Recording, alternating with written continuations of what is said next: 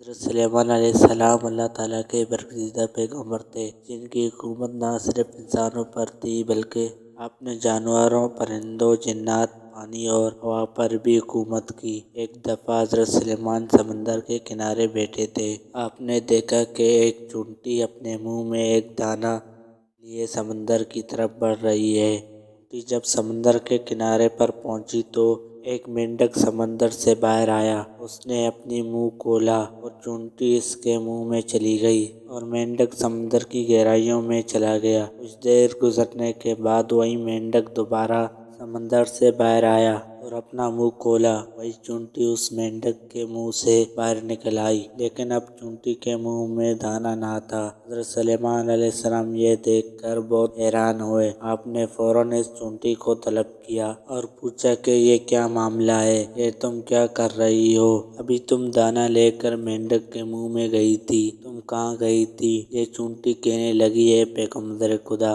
اس سمندر کی گہرائیوں میں جا کر دور ایک پتھر ہے۔ یہ پتھر اندر سے خالی ہے۔ اس پتھر کے اندر ایک کیڑا رہتا ہے۔ اللہ نے اس کیڑے کو ایسے مقام پر پیدا کیا ہے وہ وہاں سے نہیں نکل سکتا، وہیں اس کی خلق کا کائنات ہے۔ مجھے اللہ نے اس کام پر مقرر کیا ہے کہ میں اس کو کھانا پہنچاؤں۔ اللہ نے اس مینڈک کو معمول کیا۔ مینڈک روزانہ مجھے اپنے منہ میں لے کر پانی سے ہوتا ہوا اس پتھر تک لے جاتا ہے۔ وہ مینڈک اپنا منہ اس پتھر کے سوراخ پر رکھ دیتا ہے۔ میں اس کے منہ سے نکل کر اس کیڑے تک جاتی ہوں۔ وہ اناج جو میرے منہ میں ہوتا ہے وہ اناج میں اس کے پاس رکھ دیتی ہوں۔ یہ مینڈک میرا انتظار کرتا رہتا ہے۔ میں واپس اس کے منہ میں داخل ہو جاتی ہوں۔ یہ پانی میں تیرتے ہوئے مجھے واپس پانی سے باہر لے آتا ہے۔ یہ دیکھ کر حضرت سلیمان علیہ السلام کے دل میں خواہش پیدا ہوئی کہ کیوں نہ میں بھی اللہ پاک کی ساری مخلوق کی دعوت کروں۔ حضرت سلیمان علیہ السلام اللہ سے ہم کلام ہوئے اور عرض کرنے لگے کہ اے میرے محبوب، مجھے اجازت دے کہ میں تیری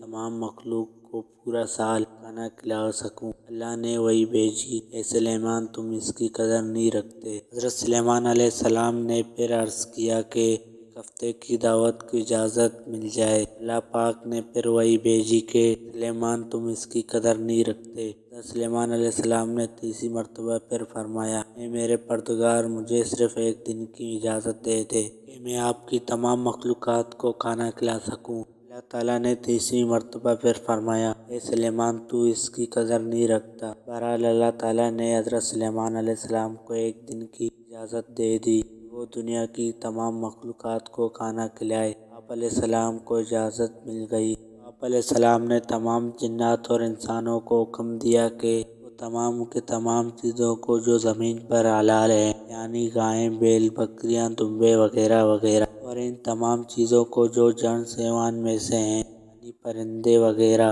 ان سب کو جمع کر لے۔ جنات اور انسانوں نے مل کر ان تمام چیزوں کو حضرت سلیمان علیہ السلام کے سامنے پیش کر دیا۔ بڑی بڑی دیگیں تیار کی گئی، پھر جانوروں کو ذبح کیا اور ان کو پکایا گیا۔ اس کے بعد دسترخوان پر کھانا لگا دیا گیا۔ دسترخوان بھی ایسا کہ اگر ایک طرف سے ایک آدمی گھوڑا دوڑائے دوسرے کونے تک جانے میں اس کو 2 ماہ لگے۔ اتنی ہی اس دسترخوان کی چوڑائی بھی تھی۔ جب تمام چیزیں تیار ہو چکی تو اللہ تعالیٰ نے حضرت سلیمان علیہ السلام کے پاس وحی بھیجی۔